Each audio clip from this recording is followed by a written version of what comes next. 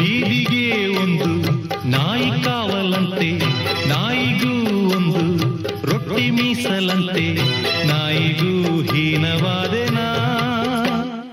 ಮಾಳಿಗೆಗೆ ಒಂದು ಬೆಕ್ಕು ಕಾವಲಂತೆ, ಬೆಕ್ಕಿಗೂ ನಿತ್ಯ ಹಾಲು ತುಪ್ಪವಂತೆ, ಬೆಕ್ಕಿಗಿಂತ ಕೆಟ್ಟ ಶಕುನನಾ. ತಿಂದೋರು ಎಲೆಯ ಬಿಸಾಡೋ ಹಾಗೆ ಕೆತ್ತೋಳು ನನ್ನ ಎಸೆದಾಯ್ತು. ಸತ್ತೋರ ಎಡೆಯ ಕಾಗೆಗೆ ಇರಿಸಿ ಕೆತ್ತೋರ ಕೂಗಿ ಕರೆದಾಯ್ತು. ಉತ್ತರ ಇಲ್ಲ, ಪ್ರಶ್ನೆಯೇ ಎಲ್ಲ, ಕೇಳೋ ದೇವನೇ. ಅನಾಥ ಮಗುವಾ